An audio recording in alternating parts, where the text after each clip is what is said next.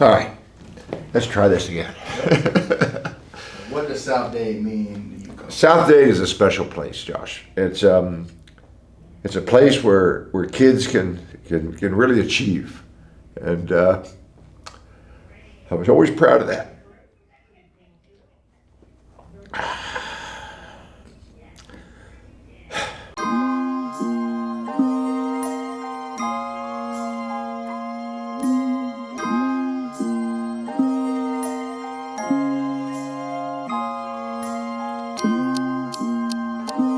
When the football team was able to capture that crowd, and then the baseball team, it was just like magical, you know. It's like, man, how do I want this year to end?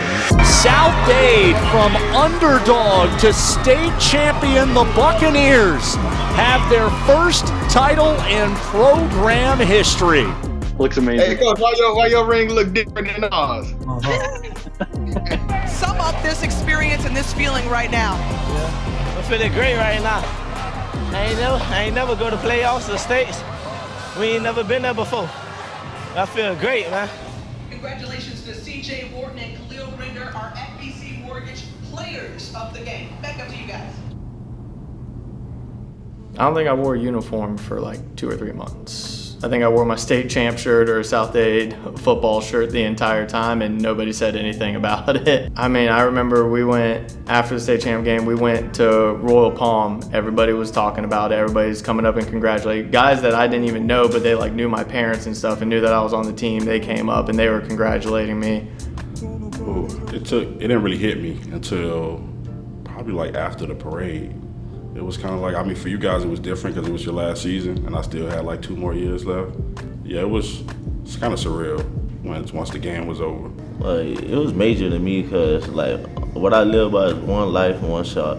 Like with one life, one shot is like you got one opportunity to do what you got to do it, and then you just got to make it your best move. Did you ever dream in your wildest imagination that this would be it, an 8A state championship? Yes, go. Yes, sir. I always dreamed it. I always dreamed. We work hard for this. We work hard for this, sir. People were telling me, you know, oh, I've got, you know, I graduated this year. I've got buddies that don't even live, they live in like Tennessee or, you know, somewhere else in the country that said that they tuned in to watch that game because they played South Dade football, and they had always, you know, that's always the goal for a high school football team, is to win state. So I just remember hanging out with everybody, always still hanging out with the Beefy boys, and just everywhere you went, you kind of felt a little bit like a celebrity because you were finally that South Dade football team that made it past the 3rd round and brought home the state championship. You know, we've been talking about this since 9th grade, so it's just, I mean, it takes my breath away just even thinking about this is my last game with these guys. You know, I see them over there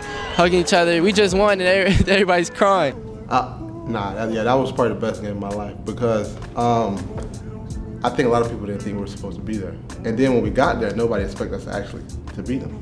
Even the way we went about practicing, like the week before that game, I think all the preparation it took for that game and beating them the way we did after they had blew so many people out through the whole season, like that, yeah, that game, I would say that moment was probably like one of the top times in my life. Like, even it's definitely number 1 football time in my life. But yeah, that was probably, if I could relive that, just that week and then that game, yeah, I probably would. I definitely would. I compare that feeling to when I won national championship in college. That was my first national championship, but that was the first championship of me playing. And then to get one as a coach, it was like, okay, I got one playing and now I got one coaching. And the feeling is just overwhelming. It was beautiful. And you win a state championship your first way out. You both are seniors. You get an opportunity to go out. You're a senior also, right? So you got both come out. I mean, this has got to be thrilling to leave this way. Yes. Yeah. Feel good though, but at the same time, I'm gonna miss this. I'm gonna miss it all. Back, all the boys back in Homestead, man. You have anything to say to them? Nah, hey, just we held it down. We brought it back for the South. We brought it back. We brought it back.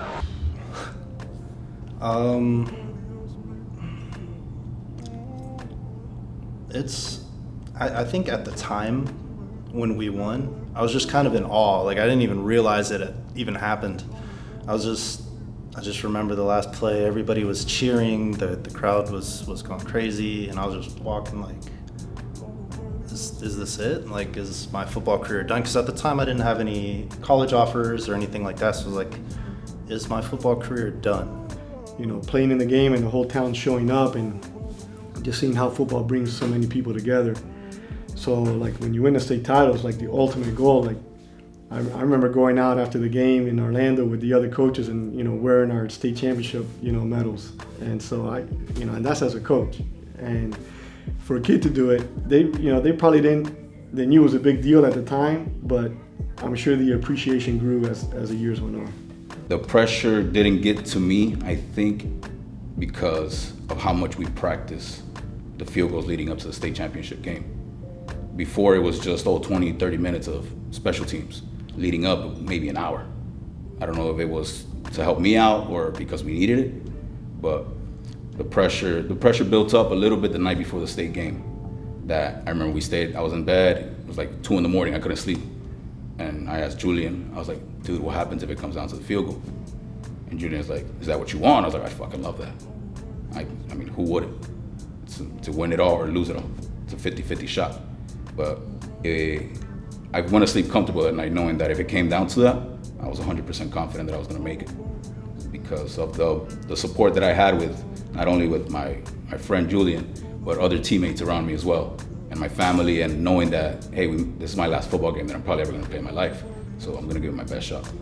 The emotions going into the state championship game, I just remember we got on these big coach charter buses. We had a police escort from Orlando Police, and we're driving to the stadium, man. I just remember we saw a whole bunch of fans tailgating outside the stadium, and it was easily about 5,000, 6,000 people just tailgating. So we were just happy because we saw blue and white, but we didn't realize our pop was the same color. And I just remember I saw a little kid who looked at the bus, and him and I made eye contact, and he flicked me off. And I was like, oh, okay, this game is big. And then when we got off the bus, they had the TV cameras in our face. And I've never experienced that. Even when I played college football, I've never experienced TV cameras in your face, and you're like, man, we're only 18 years old playing a state championship game, and we have the whole state covering us for this televised game.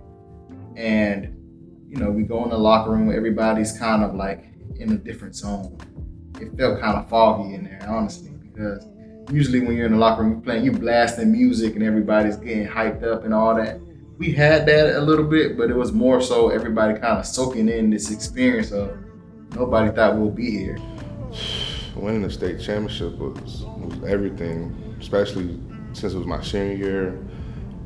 Just even the legacy alone, for us to be the first team to win in school history, first team in Homestead to win, it means everything. After we won football, which was amazing, in the community around us, and then of course, you know, wrestling, we're such a dynasty in that. I don't know if there was ever a doubt, but we won that. And then baseball, and it was just totally amazing. Couldn't believe it.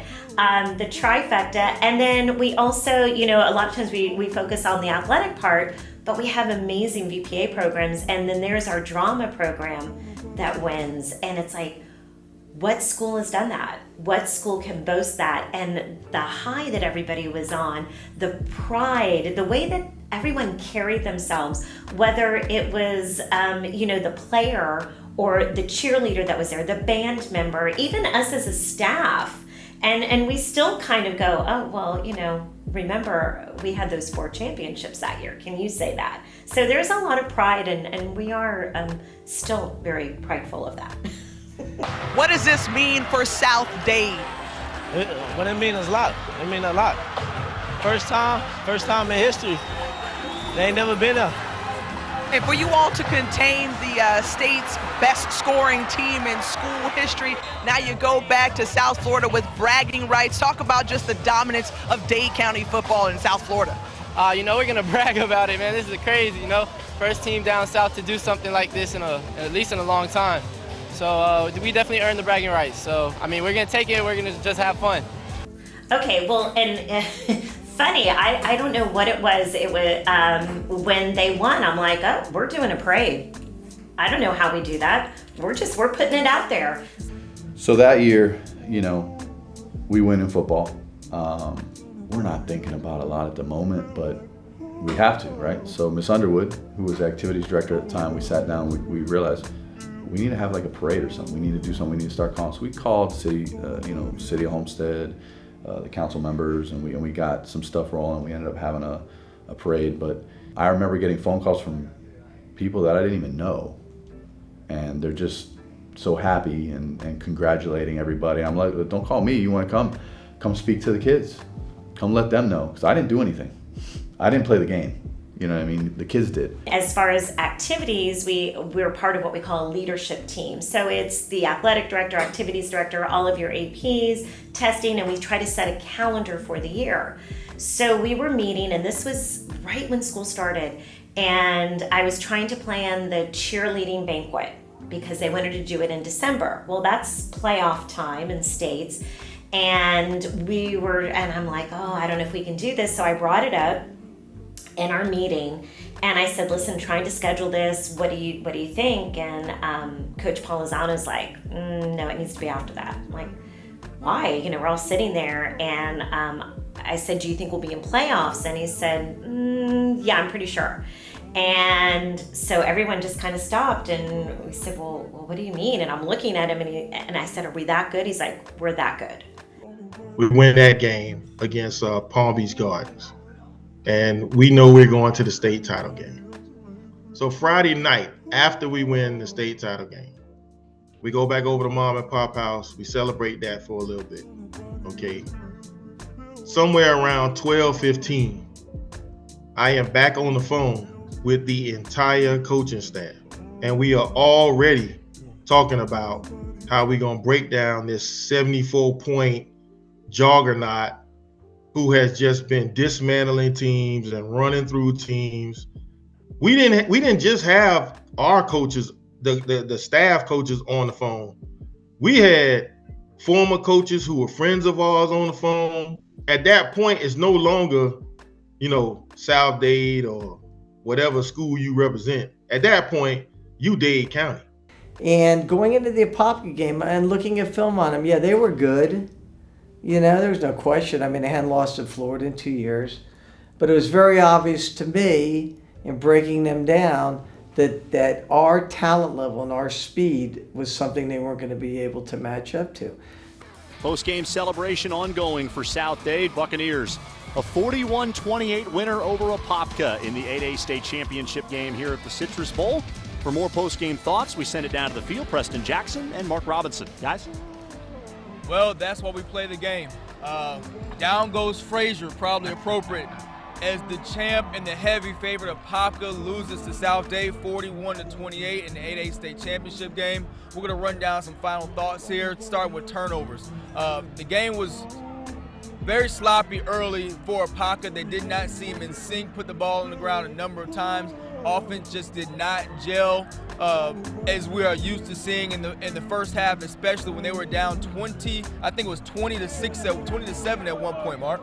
Yes, and really, they didn't play their best football out here. They came out and competed, though. Yes, they sir. hung around, and they had an opportunity to win the football game late there. Turnovers like you talked about, that's really key in a situation like this. Especially when you're playing a defense as good as South Dade's. Their defense was awesome. Their game plan for this offensive attack of Apopka was on point. They played physical. They just flat out outplayed Apopka tonight on the defensive side of the ball.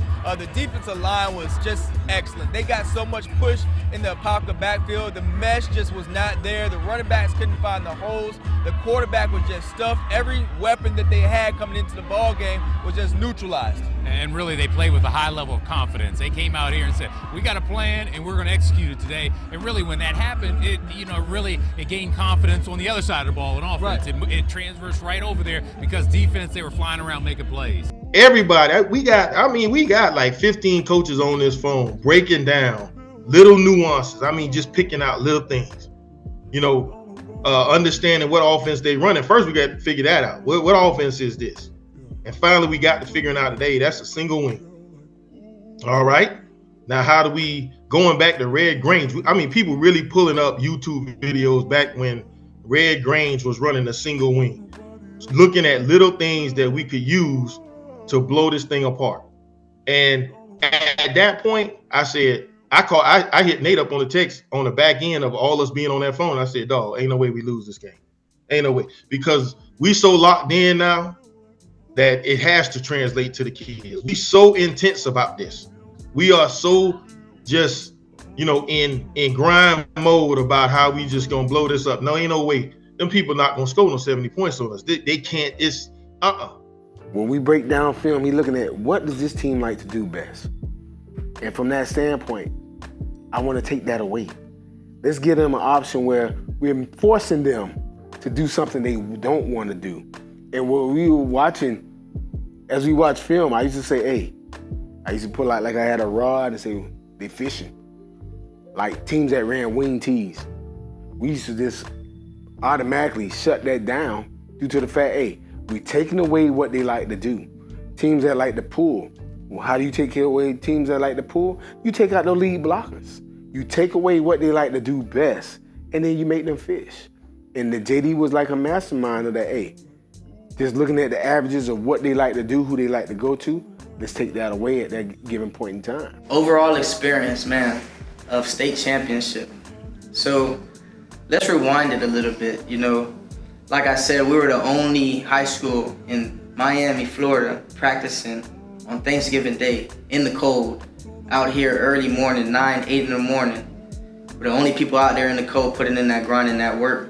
So then when it's actually the day that we take off and we all get our state championship gear to take off and get on that bus, that coach bus and everybody riding up there, honestly, I feel like around the state, they felt South Dade couldn't do it. The only people that knew South Dade could do it was South Dade. And the reason why I say that was because the day that we left, I'm pretty sure you can remember this, we all walked out like if we were walking out onto the field, holding arms, arm in arm, like if we were in a marching band. And that day they had a parade for us walking out to the bus. And just everybody coming together, whether it was the teachers, the students, some parents were waiting out in the busway to follow us to the state. And just having that support from people that aren't on our team and to drive them 3 to 4 hours up to Orlando felt like we got this in the bag. But then when you go into our practices that day in and day out that we were practicing for this game, when it came to second team to practice, and we get in the second team, the second string is gonna run the offense of the opposing team, and our starting defense is gonna play against us on our team, obviously, right? So when we're out there, I swear we were running their plays better than they were. So then when we got on the field, our defense, before they snap the ball, they're calling out the play when it's coming. Watch how they coming. Watch how he's running back's coming up the gut. Next thing you know, they called it out. They couldn't stop it, and it was crazy. But I have a huge confession to make. I never watched any of the football games. I always felt when I as activities director, I always wanted to go around, make sure everyone's okay, and I would come and sit down next to my husband and, all the parents, and I swear every time I sat down, the team wasn't doing well. So they always told me I was kind of a jinx. So I'm like, well, I'm going to get up and go and walk around. And then when I did, they would score. And so even at the state championship game, I did not watch that game. And the band parents knew this whole jinx thing. All the parents knew this. And so I walked into one of the tunnels to watch the state championship game just to peek. And the band parents were like, Miss Underwood, you can't do this. You can't do this. They made me leave. They're like, we're going to win, but you got to leave, because I felt like I was a jinx. But it was very emotional. And again, it was just always like waiting for that shoe to drop. Like, is this that last game? How is he going to handle it? How am I going to handle it? Because again, in 9th grade, that was the first time the JV lost to Homestead Senior High, and that was tough. So I wasn't sure if I was ready for it, but it definitely is. It's been a pleasure to watch him play. Definitely lots of pride there. Very proud of the young man that he has. Proud of the young man that he was being a captain, because that was a tough year for him too, because he lost a lot of guys that he played with. And here was a bunch of new guys, or guys that he hadn't played with all those years. And so I'm very proud of him. It was definitely a pleasure. During this past first offense, they've also done a great job holding in the ground game.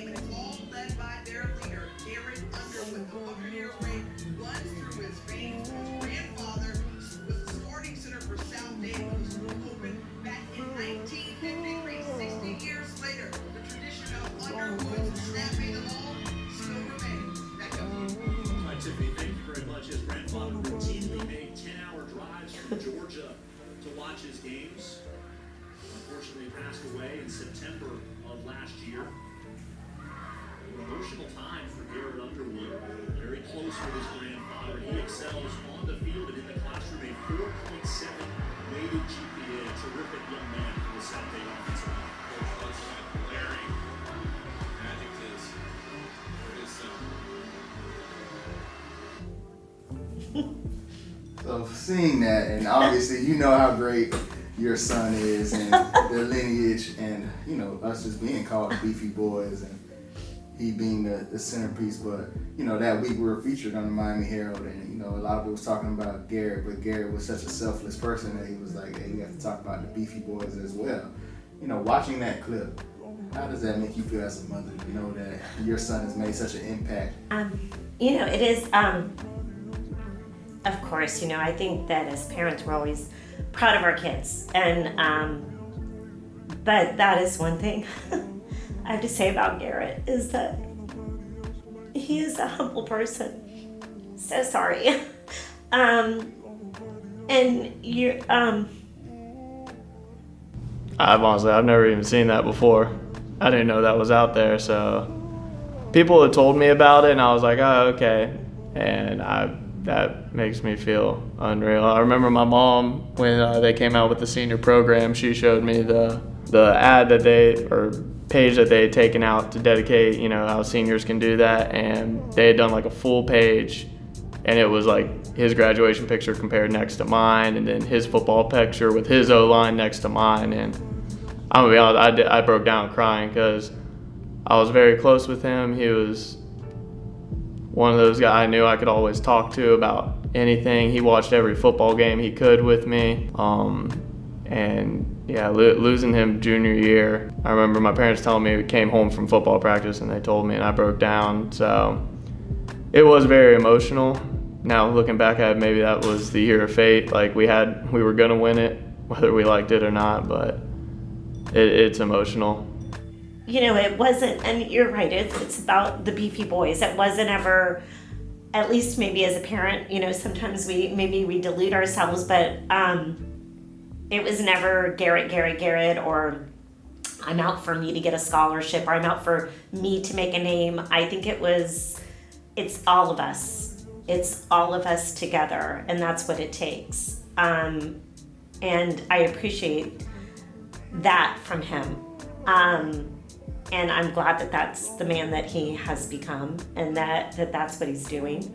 I'm joined here with Coach Hudson for the South Dade Buccaneers. And what have you done this week in practice to prepare for a team that's dedicated to the run out of the single wing formation as opposed to the spread offenses you've seen all season? Well, basically, we just went back to the basics. We knew that we needed to run, tackle, read our keys. These guys been working hard all year, and the defense, you know, they've been doing a great job. So we just stuck to the basics, the fundamentals, whatnot. This senior class, special senior class. I mean, a lot of guys that you spent a lot of summers with. This week, it was all about the offensive line. And I want to give a thank you to my offensive line because they did great. And they told me the whole week that they was going to come out here and do what they had to do, and that's what they did. Well, the Beefy Boys, that's what the guys up front call themselves for South Dade. And the Bucs offensive line has done a great job protecting its quarterback, Khalil Render. And in this past first offense, they've also done a great job opening up the holes in the ground game. And it's all led by their leader, Garrett Underwood. It's a group of guys that came in like we knew each other, but we hadn't really all played together. And throughout camp, throughout the season and everything, we had our ups and downs, but we came out on the other end, closer than ever. We knew we could rely on each other. Beefy Boys, they're my brothers. You know, even if we haven't spoken for a while. Josh Hicks, Garrett Underwood, Keno, Mike, Robert Provost. Anytime you guys will ever call me or hit me up for anything, I will always respond. I love y'all. That's just the truth. Where was the Beefy Boy headquarters at? Wendy's. Right in front of the McDonald's. Always go for the 4 for $4. Not even, it wasn't even a 4 for $4 back then. We just get everything because we had a $1 menu. Beefy Boys, my brothers for life. Garrett, Josh, Robert, Mike, and Mario. Still my boys to this day. Love each and every one of them. Haven't talked to them like individually in a while, but I know every time we meet up, it's like we back playing together again. So it's all love with the Beefy Boys. Robert Provost, Billy, I'd known him since freshman year. He had very good potential to start, but been plagued by injuries, so getting him in there and finally getting him to play was great. Josh Hicks, another guy I'd known since freshman year. He's a hard worker, hadn't really started in varsity yet, but I knew he would be up to the challenge, and he was the same way I was in that he wasn't going to back down, he was going to give it his all. So I was prepared to work with him. I was ready to work with him. And then we had Keno, who's coming from one of our rival schools, from Southridge. I know he had started for a while over there, and he was coming over to South Dade, but same thing, I hadn't played with him, I didn't know him, I knew of him, so I didn't truly know what he was capable of or what he could do. And then having Mike come in as a freshman or sophomore, having him come in from Keysgate from another school where it was like, man, I don't even know who this guy is. Like, I guess we're just gonna have to see where this goes. But seeing us go from like guys that hadn't really played together, nobody outside of the locker room was gonna give us a chance. We were all new to playing with each other. Offensive line is that position group that you have to have. Like, you all have to be on the same page. You all have to be willing to give it your all. And you have to know each other. And from starting in camp and just suffering through all of that to the beginning of the season to forming our tradition of like going out to eat every Thursday night or the night before a game. On 2nd down and 6, first completion for J.J. Wharton. 2 broken tackles, and now Wharton turns on the Jets down the sideline. No one will catch him into the end zone. A flag is down at the end. That'll go against Wharton for celebration as the Buccaneers take a 6-0 lead. Shit, boy, I love them boy. Listen. Without them, we wouldn't nowhere without them. But the Beefy Boys, shout out to the Beefy Boys, man. I love y'all boys. Wendy's was the headquarters, the spot. And if we had any problems with anything, we met every week at Wendy's. That was our place. It's funny because any Wendy's I drive past is always one of the things I always think about. Like, we used to go there for all of our problems with coaches, classes. Well, first of all, you talk about, without you, let's get back to the offensive line, because without you guys, none of this happens. No state championship, no nothing. Because going into that game, it was very obvious to me, and I even said it in the Herald, that their front four was the key to the game. Their front four was as good a front four as I've seen. And you guys, all year, but you guys, without performing the way you performed, there's no rings. You could take all the studs we got on the outside, are all state guys. It's not going to matter because we're not going to have a second to throw the ball without you guys. I was talking to your favorite boys, man, your Beefy Boys. Yeah. How was it, for your Beefy Boys, for me personally, how was it for us to be blocking for you, man? Oh man, that's crazy. That's real crazy. Shout out to the Beefy Boys, the offensive line. But with that, y'all 4, y'all 5 to 6, 7 O-linemen, it's kind of like we clicked as soon as I came in. Like y'all had good running backs, but I don't know, like for some reason we kind of clicked, like the O-line clicked. So like opening up holes that I already see, but for y'all to be able to open up holes for me, every carry probably like 5-10 yards. We really was out there grinding together, and for us to come together in just one summer, that what made it real. Kind of like that's what made me love the Beefy Boys, cause like it wasn't we had a whole year to like become like the big like I'm gonna say what, it's 5 of y'all, the big 6 plus me, like the running back. So like it really gave me a mindset like, damn, like I got a smart offensive line that really came to play this year, really came to step up, open up them holes like it wasn't nothing. And I was really able to run for us over 1,000 yards plus, 12 touchdowns. Like I couldn't do that by myself. But you guys was like, I used to love watching you guys after practice. how you guys would stick together, and then everybody would jump in that truck. I said, where y'all going? You're going over to this Wendy's. You guys used to go. But what's funny about that, as y'all did that group that was behind y'all, they kept that tradition. I think Mike may have kept that tradition up. But it's like, you guys was unbelievable. Even till like, we first started off with Keno being center because we were scared that Keno wasn't gonna be able to move. But Keno worked his way to try to get in shape. So, because we knew Garrett was a better center, but we didn't feel Keno can move with some of the pulling we did. And then, you know, we had the situation where it's Josh getting it done. And to me, I must say, I may put him on the spot, but Coach Bonus was the type of coach, if he saw somebody doing good on the other side of the ball, he wanted him to. So he would take punts, put him on offense, and I'm like, Ponce just missed the block. But why don't you just leave Ponce alone, let Josh and everybody else that's stable there, because everybody know in this world, O-line is only as good as the components that are there together all the time. You just can't pull somebody. I mean, you may do it for a goal line play here or there. You just can't pull nobody. So after a while, once he started sticking and everybody fell into the right places, I mean, you guys was incredible.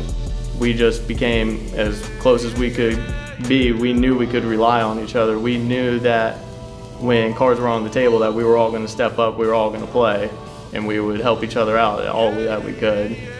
So that's what the Beefy Boys mean to me. They're that group of guys that came together from not really playing with each other, not really knowing each other, to being the closest knit group on that offensive line that the whole school and probably almost the whole county knew about.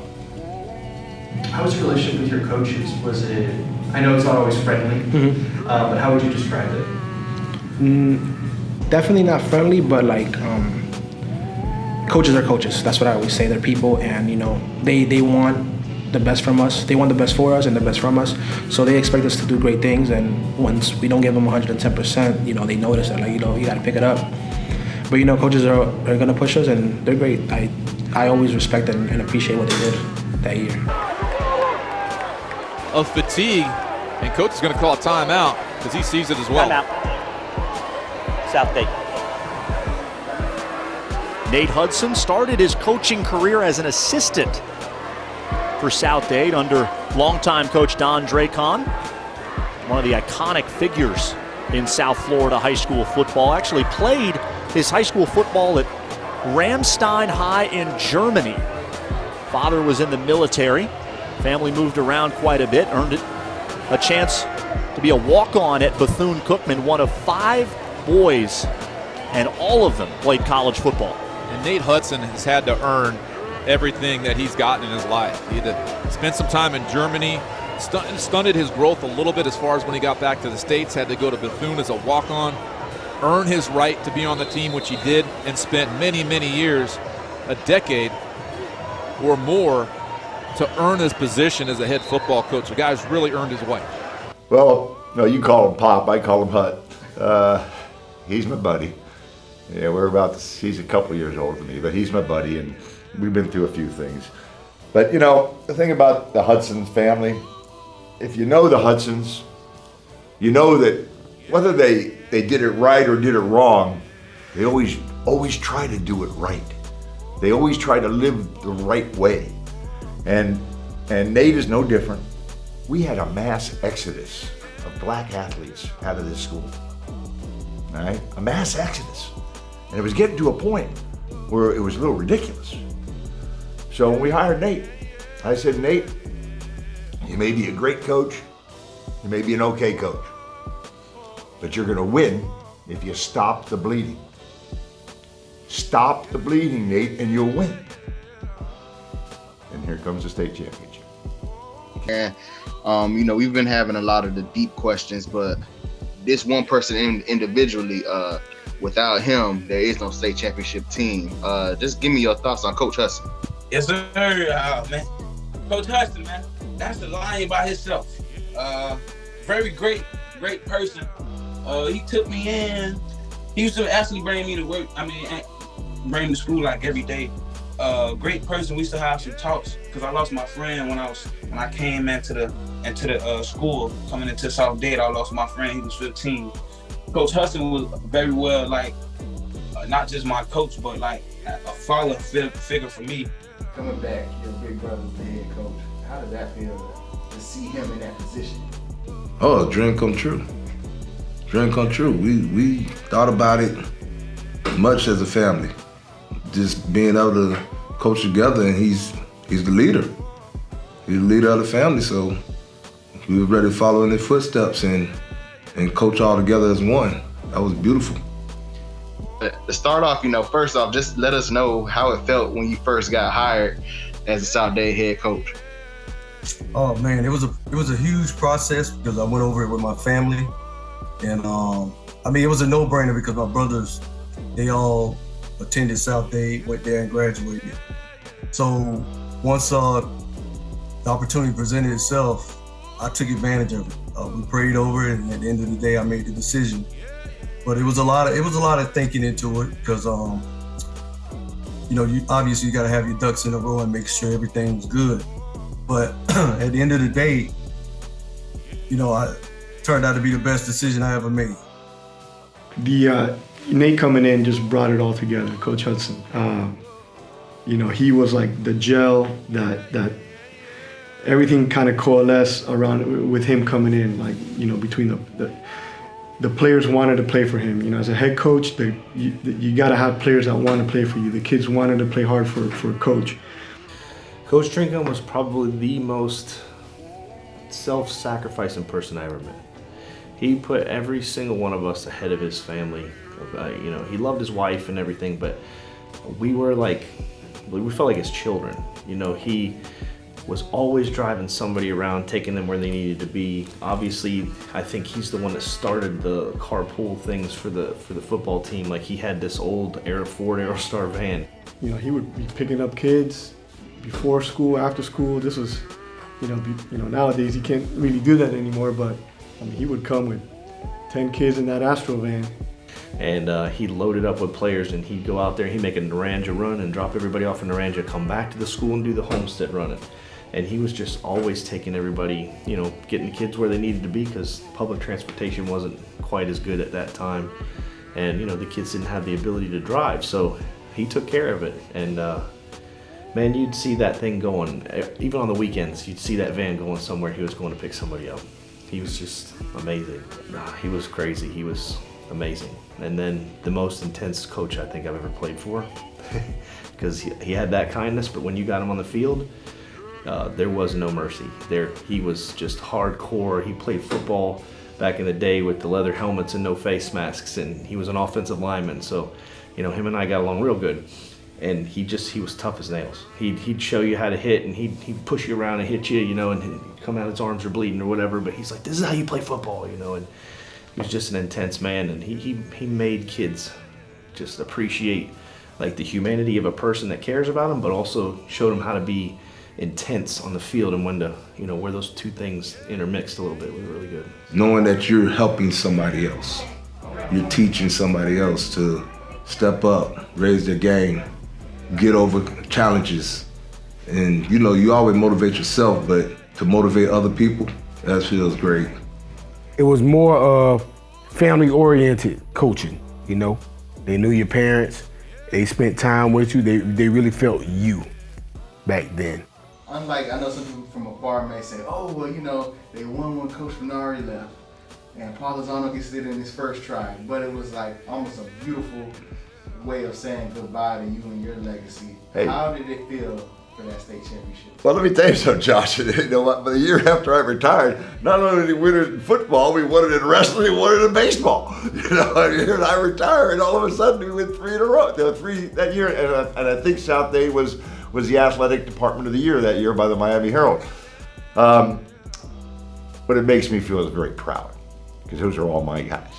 Those are all my guys. I hired every one of them, and it made me feel real proud. They took care of me too. They gave me a ring. They took care of me. But yeah, it was. I was at the state game. I was there, and it was great. I was felt like a little kid, you know. it was great. Coach Finari, the same thing since I was here. I met him when I first came here as a freshman, in 1990, and he was another one of those people that's another intense personality, and he was just through and through for South Dade. Everything that he did, every decision he made was for the best of our program, and sometimes it wasn't always for the best of the coaches or the players, but it was what was right for South Dade. He fought battles for us. He put us in the right places. He scheduled games for us, that made it calibrate to our schedule so that we would face a little bit harder teams further on in the year. He was really good at negotiating stuff like that to get us on the right track and keeping our program straight. I was a head coach for him for a little while, and just the communication, he's another one just like Coach Drinkon, always running around in the community. So he'd stop by your practices, how's everything going, anything I can do. And then, if you messed up, he'd be the first one you get the phone call from, and he'd tell you straight up, this is what happened. But, we got your back, but you need to fix it. And how does it feel to know that whenever you come back, you will see Finari Fieldhouse? Yeah.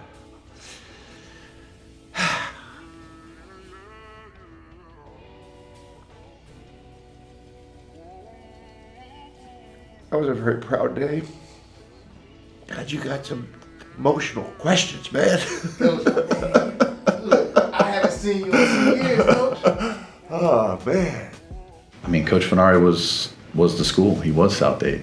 I think a lot of people thought he was the principal. When he walked around school, he was everywhere. Everybody saw him. Everybody knew who he was. Like I said, everybody pretty much thought he was a principal. He means a lot to South Dade. He still does. Josh, it means a lot.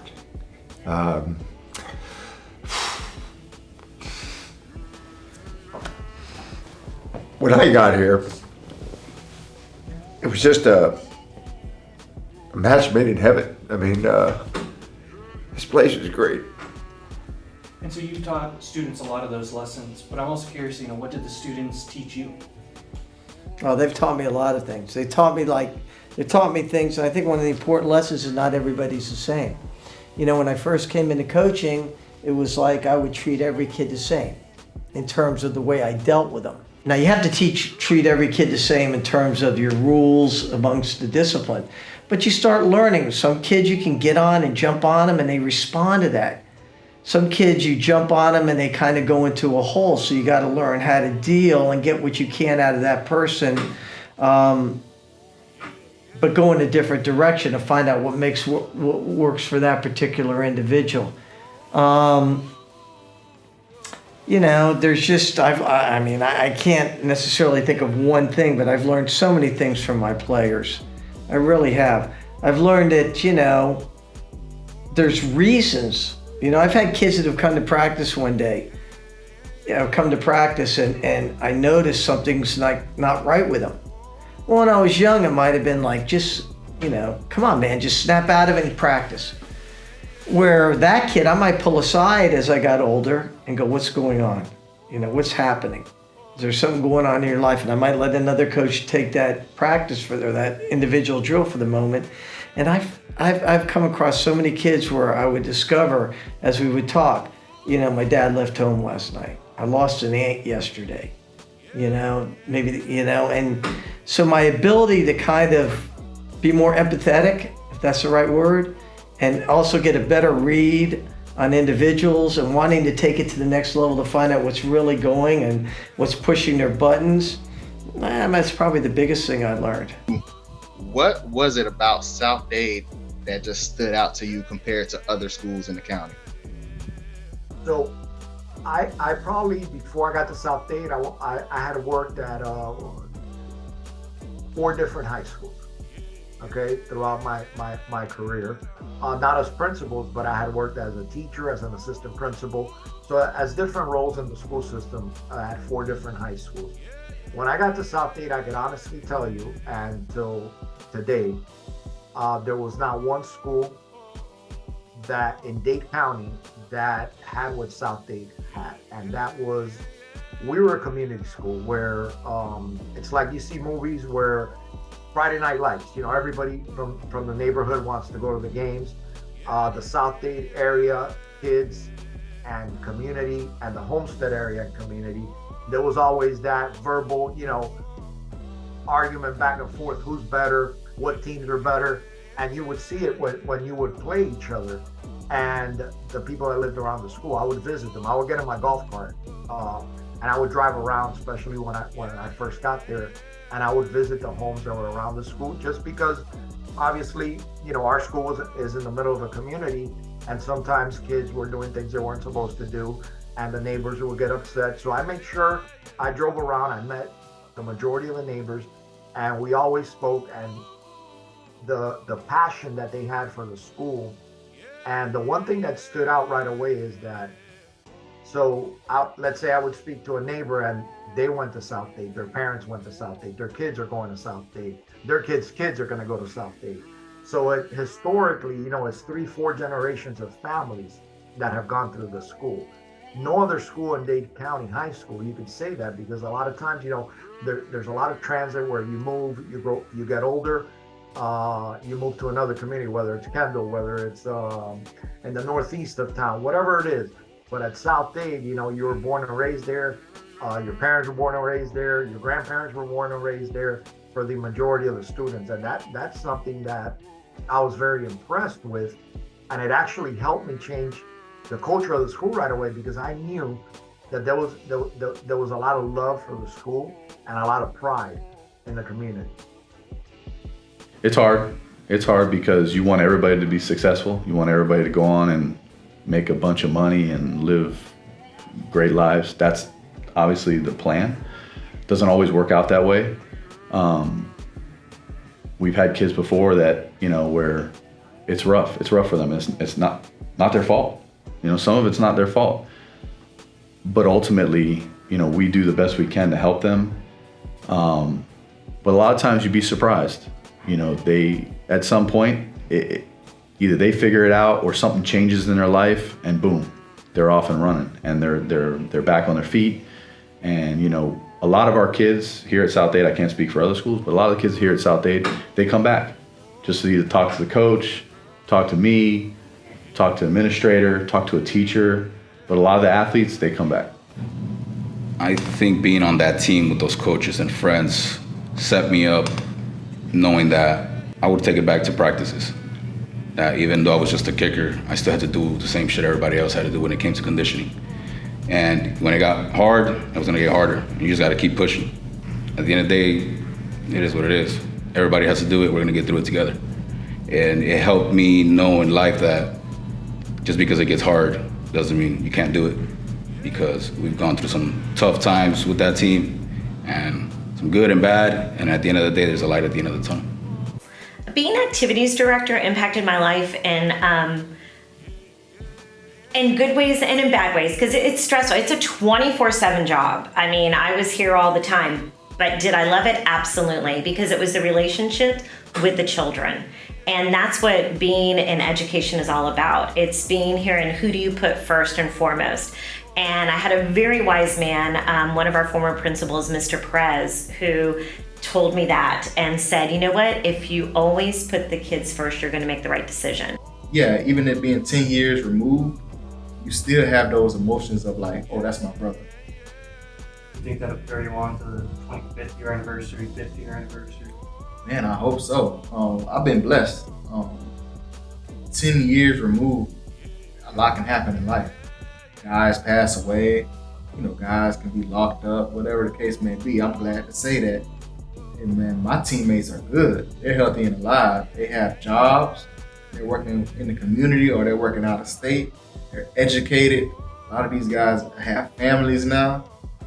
And it's funny because you sit up here and you say, wow, a locker room for a team that had maybe 60 guys on it. What are the chances that guys from all the way at the bottom of Miami-Dade County can be successful, right? Because I think when I was in school, it was a rate of 1 in 3. And 1 in 3 meant like, hey, 1 in 3 of these people actually might make it out and be successful. So to see that the majority of my team either had a chance to go to college, whether it was junior college or it was a 4-year institution. The majority of our locker room went to college. A lot of my guys, I can sit up there and I can talk to them, whether they graduated or not, they know what it feels like to step on a college campus. And that's a win in itself. And I give all hats off to the Hudson brothers for that. I don't think they get enough credit because they raised men. And it's hard because when you have a team that's so diverse from so many different backgrounds, how do you navigate having 60 plus guys in your locker room and making sure that they're all accountable for one another? 10 years later, actually I'm celebrating tomorrow my 1-year anniversary with my wife, and I have an 8-month-old child. And I'm also probably in one of the best financial positions I've ever been in my life. I work for Atlantic Sapphire Salmon Farm. It's the biggest land-based salmon farm in the world. I'm the HSC coordinator. I enjoy my job a lot. I love what I do, and it's pretty awesome to come back after 10 years, and I haven't been back literally in 10 years. It's the first time I've been in this place since I left. You gonna want your kid to play football? Whatever he wants to do, football, wrestle. I was multi-sports, so whatever he wants to do, I'm all for it. I mean, it's a different ball game. It's the game of life, and they don't declare winners and losers, a year, 2 years out of high school. I mean, you can get stuck in a rut out of high school and pick yourself up in your mid-20s, late 20s, in your 30s. There's never a moment where like that game of life ends. I mean, to me, I enjoy what I do now, working at TSA. So I definitely been through a lot since after football. And I think leaving football was one of the hardest things, was getting adjusted to life after football. Sometimes I still now to this day, I wake up 4 or 5 in the morning just because my body's still used to it from getting up, having to work out. So it kind of works out now because I work early mornings now with TSA, but sometimes it's still like, dang, football's over. But honestly, I feel better though. My body's not hurting. Can't complain about having to go work out or go to class, but I had fun during my football career. So my whole philosophy in coaching is not winning games, although winning games is really important. It's I look at success differently. To me, success is where you are at the beginning when you start and where you are at the end. And if you're better at the end than where you are at the beginning, you were successful. Whether you were 8-0, 10-0, or you were 6-4. If you're better from when you started to where you're ending, that to me that's success. If you're better in the classroom as a result of playing football from the beginning till the end, then that's success. So, I'm just so happy when I see guys like Josh and I see my other players like Khalil now that's doing really well. Being successful, and then when you hear things back from guys like Josh and other players like, Coach, I maybe didn't get it when I was there, understand why you were so hard on us or why, the discipline aspect was so important. But I do now as I've gotten older and I realize the importance and how much it's helped me to be successful. Old man. But now, so I guess as far as like what I'm doing like in life. So now I own a junk removal business. So now pretty much every second of my life, that's all I devote to is growing the business, scaling, hiring people, being able to not work, have them work for me. And I would say in 25 years, 15 years from now, maybe multiple locations, some type of coaching for business owners. That's something that I like, if I'm at it, because I got to a certain level and helping people with forms of advertising, marketing, what to do in this situation, things like that. Some type of home service-based business coach is at that point with a few locations from mine. The things that you learn on the football field are equated to life. I mean, you're going to be faced with adversity. Every game you're going to face with adversity. There's going to be times, every day in practice you're faced with it. I'm sure there were days in Josh, that Josh didn't feel like going to practice that day. But he knew that he had to go to practice that day, that it was his responsibility. If he didn't, there might be someone else that's just waiting to take his job. There's times in the game where you might have a little nick or an injury and you might be thinking, I don't know if I can go, but you find yourself the ability to persevere through that. learning how to deal with not being successful. To me, it's, when you win a game, it's easy to feel good about yourself. Everybody's patting you on the back. When you lose, that's when you gotta, there's no one patting you on the back. So now you gotta dig deep down inside yourself to try to figure out, what could I have done better? Is there something I could have done to maybe make a difference in that game? Well, I think all that equates to when you get out in the real world, equates to that. When you have your family and things are going tough in that aspect of it. When you're at your job and maybe your boss is getting on you, but you don't, you want to respond, but you played at a sport where your coach got on your butt and you knew if I came back and I yelled at him, I might not have that job anymore. So you learn how to deal with that aspect of it. I just think there's so many life lessons you learn in sports, and especially in football, that carry on through the rest of your life. Yeah, I think it's the same thing, because you're a leader, and you got to make a lot of, like a coach. You call a play, it's the wrong play, you got to make a lot of hard decisions. You got to basically, as the leader, you can be wrong, but you can't ever be wrong. You know what I'm saying? Because now you got people following you. So now if you're wrong, a lot of people do the wrong thing. It started a lot with the football team, the 2011 football team. I keep in touch with all of them. As a matter of fact, one of them is going to be he's the new head coach here at South Dade. I've watched them all grow as teachers. I've talked to them during college, kept in touch with them, their families. That just kind of built from the way I guess we were treated as young people. And then, I've kept that going through my career even after coaching, So a lot of the kids I teach that I have on my construction programs, I have a couple of those kids where I'm always following them and what they're doing in construction and what jobs they're in. I have a robotics program going, and I have a couple of kids that are now in college, and they're sending me things back that they're learning. So, I guess it's one of those things, once you get it exposed to you, you kind of pay it back. It was given to you, so you give it back to the others. Right now in life, I would describe where I'm at. Right now, I would say I'm in a good place. I'm married, have a loving wife, I have 2 great kids. I have a job that I can provide for my family, where my wife can be a stay-at-home mom for our 2 kids. And still young, still 27, I still gotta realize that. So sometimes in that family aspect, I feel old, but I know I'm still young, and I know I still can do a lot more. But as of right now, I'm content and I'm enjoying it. Let's say that we were able to get all y'all from your sophomore year together on the field. How cohesive do you guys think you could still play together? Oh man.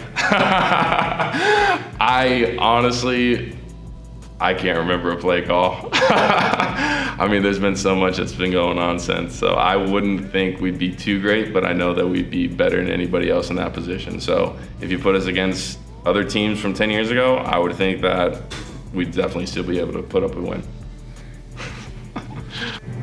So what are you doing now? I'm actually working for a family-owned plumbing company, Coral Gables Plumbing. It's just up in Pinecrest, and we do a lot of work for a lot of different unique settings. So it's not just general plumbing, but it's fun because it's a family dynamic also. How much emphasis he put on their future. It wasn't just what they can do for him while they're at South Dade. He just really took like a long-term approach to, directing their lives. Do you think that, the lessons that you were taught from the coaches, from playing the game, being out there on the field, do you think that sets you up for adulthood, or do you think that there was maybe some things that, he just wasn't able to teach that you're now having to find out just being out there? Nah, definitely, you take all the lessons that you get, because football is a sport that not only reveals character, but, it prepares you for life, you have to be disciplined, discipline comes with that, with being a football player. You have to know what to do, and the coaches prepared us pretty good, and definitely if you're a smart person, if you're knowledgeable, you take those lessons on the field and apply it to everyday life. Khalil, undisciplined coming in, even maybe possibly a little immature, but grew enormously as the year went on. Had to bench him even in a game against American at a second half when he got a little bit out of hand. But from where he was from when he came in to where he was when he came out, it's like night and day. And he got it. He understood the offense, had a very, very, very sharp knowledge of what we wanted to do. And I think we had a mutual respect for each other. You know, I could get on him and he would take it. And now we're to this day, we're still extremely, extremely close. Engineered by Khalil Render, senior quarterback. Transfer student from Homestead and had 5 touchdowns last week against Palm Beach Gardens. When Render came into South Dade, coaches had a lot of questions about his maturity. Coach Nate Hudson told him everything would be about his decision-making. He became a student of the game and has far exceeded everyone's expectations. And it started with a sit-down with the head football coach, Nate Hudson. Done a great job of managing the young man and teaching him how to be a leader. Like South Dade, I went to college and did 2 years. Then, like, going in that, like, my mom passed. I found out I had a son on the way. His name is Khalil Render Jr. So then going in that, I went to college there 2 years. And I came back home when my mom passed. So that spring, I started rolling in. I went to Highland Community College. And I did my thing out there. I broke records, school records, touchdowns. And I mean, you mentioned in those 2 years that, you know, you go to Highland Community College, you know, you have your first kid, you lose your mom. Where's your mindset, you know, that 2 year span? Because obviously that's a lot. Like, it was so, like, it was crazy. Like, I just put it like that, it was crazy. Like, I ain't know what I wanted to do, you feel me? My mom passed, I ain't know what I wanted to do. I don't know if I wanted to give up on life or just say forget everything. But my son motivated me, and that second year I had my daughter, her name Kalina Render. So after that, like, they just motivated me. Oh, it's always great when they come back, especially, you know, as they develop into from the young boys to men. The good part is always, you know, them coming back healthy. I love to see that. And then just them integrating into some of these new guys that come in and they teach them, you know, especially during the championship year. We had opportunities to win other championships, at least put ourselves in position. And these guys come back and they always make a contribution in terms of whatever they can do. And I let them come in and speak. You know, that's just part of the growing process for them to get prepared in life, even when they were captains on the team or whether they had to say something. We just allowed, that was just kind of like the leeway that we give our boys. And we wanted to always make them feel comfortable. That way, once they come back, they know that this will be home for them. Looking back at the 10 years, you know, I'm also thinking about what about, you know, another 10, 15 years? What about the 25-year reunion? Where do you hope to be at the 25-year reunion? Like right now, the 10 years right now, I just came back coaching from South Dade with Coach Reed, Chris Reed. He the head football coach. That's the new football coach now. So he added me to the staff. But like 15 years from now and like 20, I might just still be here at South Dade trying to get the kids prepared for the college and life. I believe, honestly, and this is just my honest opinion, I'm okay. I think most of our team is okay. It was 10 years ago. It's funny how quick life goes, but we'll cherish that memory forever. There's something about like it being nostalgic. Like when you're a child, you can depict certain memories from your brain and say, oh man, that was a great experience, whether you know it was with a parent or a friend. And for us, we're always going to hold that memory of winning that state championship as like something special. We were just boys, you know. Now we're men, and it's funny because whenever we get together, a group of us get together, we can just all talk about that same memory over and over and over again. And yeah, sometimes stories might stretch a little bit because, you know, as years go by, you kind of forget certain things. But no, I mean, there's no resentment towards it. I mean, that was a great time in my life. Was it the best thing that has ever happened to me? No. I mean, but that's just my opinion. But it was a great thing that I wouldn't trade for anything in the world. This is the 8A state championship game, the final high school football game of the 2013 season here in Florida with Pat O'Hara and Tiffany Green. I'm Austin Lyon. South Dade opened in 1953. This the best season in school history. And it will finish with the program's first ever state title. They was sleeping on this room, we on the rise to the come up. Had them smackers on the line, you try to run, bet you fumble. Had them boys up on the line, they getting beefy, causing trouble. Catch you lacking on the play, I bet we coming back, no huddle. You know that they're on the town on them, we running down on them. Coach, they make them feel it, so we hit them in their mouth. Told them meet up at the 50, Harrisfield is going down. Put a helmet on somebody just to knock them to the ground. Took a flag up on the play, show them we don't play around. Tay the hair was calling shots, so you know how it went down. We been going long distance, tell them boys to run the route. We gon' meet up in the zone and then go party with the crowd. Every game we ran the score up, but ain't no homicide. And yeah, they played it tough, but never made it out alive. We got some dirt up on the uni, but we wore it with pride. And we gon' bleed that black and blue until the day that we die. They was sleeping on this room, we on the rise to the come up. Had them smackers on the line, you try to run, bet you fumble. Had them boys up on the line, they getting beefy, causing trouble. Catch you lacking on the play, I bet we coming back, no huddle. You know that they're on the town on them, we running down on them. Coach, they make them feel it, so we hit them in their mouth. Told them meet up at the 50, Harrisfield is going down. Put a helmet on somebody just to knock them to the ground. To the ground, to the ground.